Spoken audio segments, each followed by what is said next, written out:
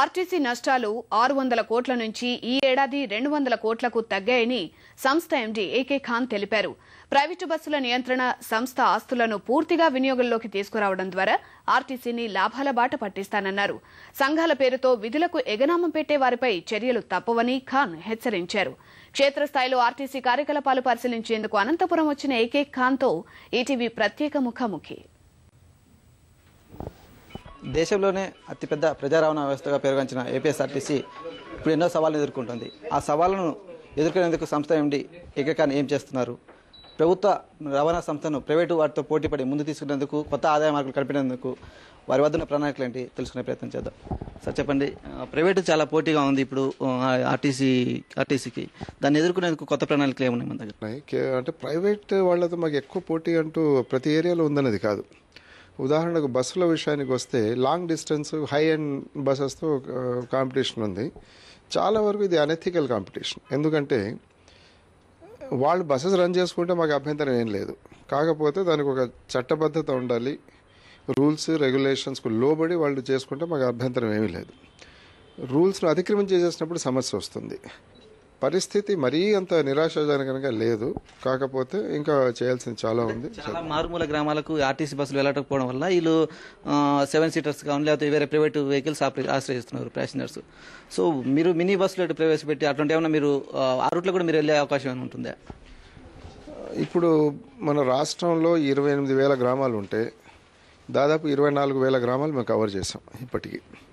ఇంకా 4,000 గ్రామాల్లో కొన్ని గ్రామాలు ఎలా ఉన్నాయంటే అక్కడ రోడ్డు వ్యవస్థ లేకపోవడం, కొండలపైన లేకపోతే చాలా చిన్న చిన్న గ్రామాలు ఉండడం, ఇలాంటి పరిస్థితుల్లో కొంతవరకు కష్టం అవుతుంది. ముందైతే ఎటు పరిస్థితుల్లో కూడా నష్టాలు లేకుండా బయటపడాలనుకున్నాము. ఇప్పుడిప్పుడే మేము చేసుకున్న మిడ్ టర్మ్ రివ్యూలో కనీసం ఒక 200 crores వరకన్నా లాస్ట్లో ఉంటామన్నది. That itself is a big gain. Last year 600 నుంచి ఈసారి 200కు రావడం. వచ్చే ఆర్థిక సంవత్సరానికి మేము పూర్తిగా నష్టాల నుంచి బయటపడగలము అన్న విశ్వాసం ఉంది. కొన్ని చర్యలు చేపడుతున్నాం దానికి. ఆర్టీసీ ఆస్తులు చాలా వరకు చాలా నిరర్ధంగా పడినాయి. చాలా చోట్ల స్థలాలు కావచ్చు, లేకపోతే బస్ డిపోలను పూర్తి స్థాయిలో వినియోగించలేకపోవచ్చు. పాత బస్ భవన స్థలం ఏదైతే కంపెనీకి ఇచ్చారో దానికి సంబంధించి అక్కడ ఎలాంటి ప్రోగ్రెస్ లేదు. సో వీటన్నిటిపైన ఎలాంటి స్టెప్స్ తీసుకోబోతున్నారు? దానిపైన ఇప్పుడు పూర్తిగా దృష్టి సారించబోతున్నాం. ఆర్టీసీకు విలువైన అసెట్స్ ఉన్నాయి. ల్యాండ్ అసెట్స్ కానివ్వండి, ఇంకా రకరకాలు ఉన్నాయి. ఈ అసెట్స్ నుంచి రావాల్సినంత ఆదాయం రావడం లేదు. ఆదాయం పెంచుకోవడం, వ్యయం తగ్గించుకోవడంతో పాటు ఈ అసెట్స్ నుంచి వచ్చే ఇన్కమ్ పైన కూడా పూర్తిగా దృష్టి ఉంటుంది. ఈ 3 చేసుకున్నప్పుడే ఆర్టీసీ లాభాల బాటన వెళ్ళగలుగుతుంది. ఎందుకంటే కేవలం రవాణా ద్వారా వచ్చే ఆదాయంతో ఆర్టీసీ నడిపేటువంటి పరిస్థితి ఆ రోజులు అయితే పోయాయి. ఇంకోటి, ఇంధన ధరలు క్రమక్రమంగా పెరుగుతూ పోతున్నాయి. ఈ పరిస్థితుల్లో అంటే ఫ్యూయల్ కన్జ్యూమ్ తగ్గించడం కావచ్చు, లేకపోతే ఈ ఫ్యూయల్ ఛార్జెస్ పెరిగినప్పుడు మళ్ళీ అది ప్యాసింజర్ మీద భారం పడుతుంది. సో దీన్ని బ్యాలెన్స్ చేయడానికి ఎలాంటి స్టెప్స్ తీసుకోబోతున్నారు? మొట్టమొదట ఈ కేఎంపీఎల్ అన్నది ఇంప్రూవ్ కావాలి. ఎప్పుడైతే 0.1 కేఎంపీఎల్లో వ్యత్యాసం అనేది వస్తుందో ఆర్టీసీకు 55 కోట్లు మిగులుతుంది. సో ఈ అంశాన్ని డ్రైవర్స్ తర్వాత మెకానిక్స్కు క్లియర్గా చెప్పడం జరుగుతుంది.